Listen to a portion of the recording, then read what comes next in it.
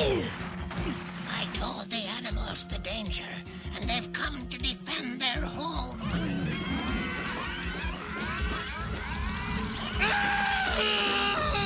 Hello everyone, and welcome back to my channel. Now, something that you may not be aware of is that I am a big fan of Swamp Thing. I was already aware of his existence in comic books, as I am also a big fan of DC Comics, but it was the Wes Craven Swamp Thing movie that kind of grew my interest in, and it really got me into it. The Wes Craven movie is like a lot campier than the comics. The comics for Swamp Thing are actually horror comics, but I will say that Swamp Thing is actually my favorite Wes Craven film, which may be weird to say because he does have a lot of good movies, and to say Swamp Thing is my favorite, it may be a weird choice, but as someone who absolutely loves camp, I think it's like the perfect movie for me. And that movie spawned a sequel called Return of Swamp Thing and 2 television series. There was the live action series, which ran from 1990 to 1993 and had a total of 72 episodes in the end. And then there was the cartoon, and that one had 5 episodes.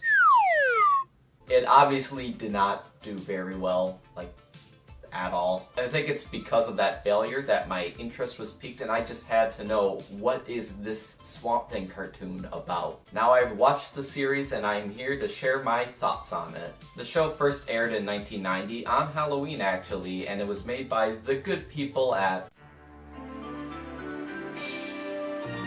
Dick. This series was actually a lot closer to the tone of Return of Swamp Thing than the original movie or the comic books. If you don't know anything about Return of Swamp Thing, I'll just say that movie is a lot more kid-friendly and a lot more stupid. Wrong. Right. What? I think the reason that the Wes Craven movie is still a superior, campy version of Swamp Thing to Return of Swamp Thing is because it still manages to stay close to the characters of the original comics. But it makes absolute sense to put Return into like a cartoon format because it feels just like a Saturday morning cartoon. The show follows the adventures of Swamp Thing and his friends Bayou, Jack, and Tomahawk. Yes, there is a Native American character called Tomahawk in this, we'll get to that later, as he protects the swamp from Arcane and his unmen. Also, Arcane's whole goal in this series is that he wants to gain immortality, so keep that in mind. Tear down the whole rainforest if you must, but I want every drop of Zingu sap.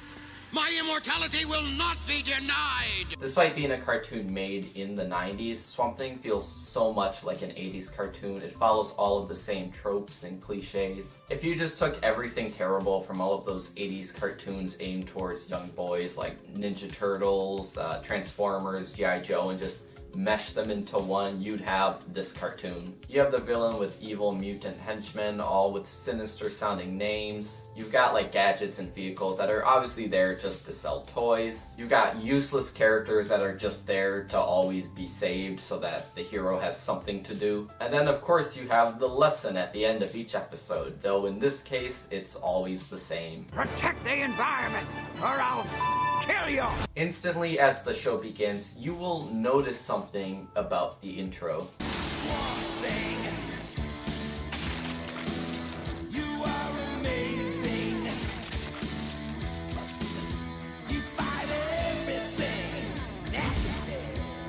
That's right, it's just the song Wild Thing. It's exactly that, with some of the lyrics changed around to suit the cartoon. Upon hearing this, I just kind of assumed that the cartoon had somehow acquired the rights to that song, but it gets even better. In only the second episode, the instrumentals change, and it sounds awful. Swamp Thing, you are amazing. You fight everything nasty. In episodes 3 and 4, it changes back to the original ripoff of Wild Thing, and then in the last episode, episode 5, it goes back to the terrible one. And that ties into the fact that despite this series only lasting 5 episodes, they could not even get the order it aired in right. In episode 3, Arcane first introduces his transjuicer that will transform his henchmen into mutant monsters. It works! My radiation power has transduced you all. but in the episode right before that, they had already been using the transducer. And also, what is up with that name, the transducer? Something about that just feels wrong. And obviously the whole like henchman being turned into hideous monster thing is a big ripoff of Ninja Turtles, which is fine. I mean, every cartoon used to rip off Ninja Turtles. There's a lot of obvious attempts to sell toys in this cartoon. Probably the most obvious is the inclusion of the Marsh Buggy. In any action cartoon aimed towards young boys, you have to do your best to sell toys or else you have failed. In this case, Swamp Thing has his vehicle that he drives around called the Marsh Buggy. While it is super lame and completely pointless in the show, I do have to admit I would love to have a toy of this. It won't stop me! Is this the end of Swamp Thing? No! My mighty Bog Rover will put an end to you! Fire! Swamp Thing, guardian of the earth! But I believe that this cartoon really does a bad job at selling kids on anything. I think most kids would more enjoy just playing with the toys than watching this cartoon. I mean, they do look like pretty cool toys. The animation in the show is not great, and it makes for some very embarrassing fight scenes.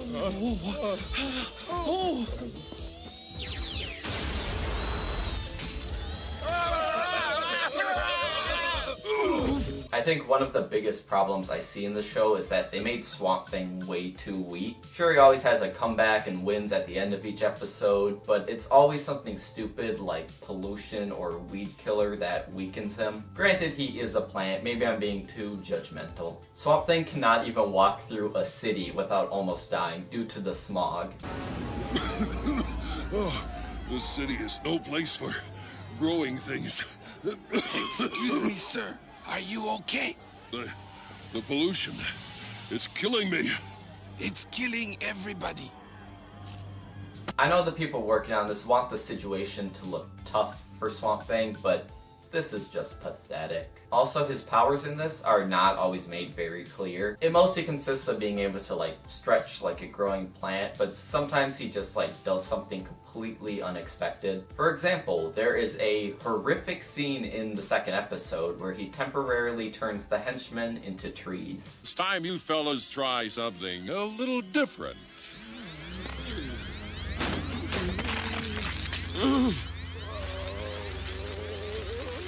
Swamp Thing's mutating them. Into trees! It's only temporary. But maybe now they'll know how the trees feel.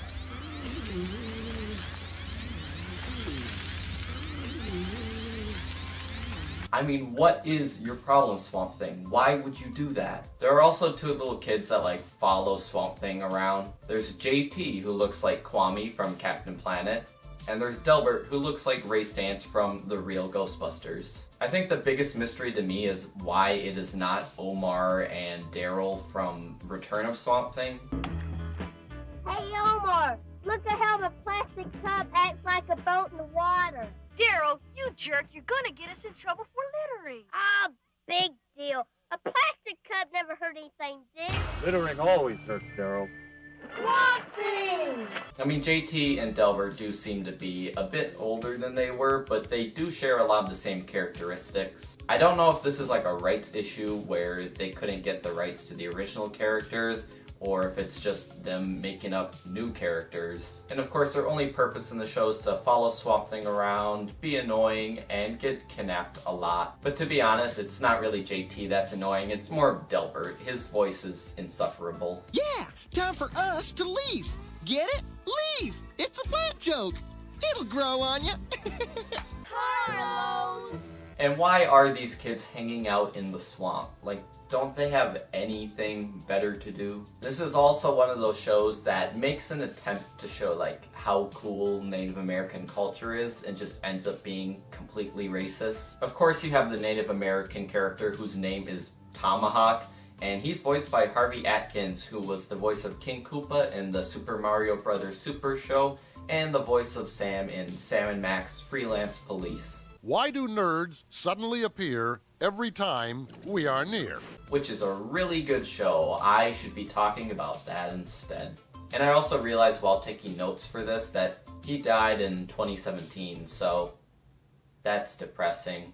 In more racist attempts to be not racist, there is an episode in which Arcane finds a map to the Fountain of Youth that it turns out the native people of the land were hiding the whole time. Arcane forces Tomahawk to read the map as it is written in his native language, and eventually they arrive to the Fountain of Youth to see... oh no. No one can drink from these magic waters.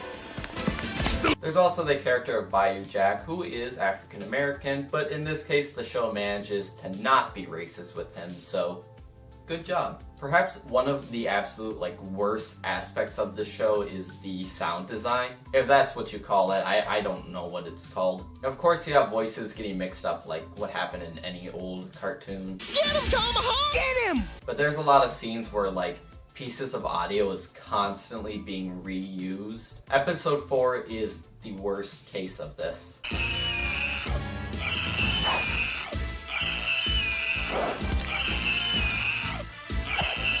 Get him!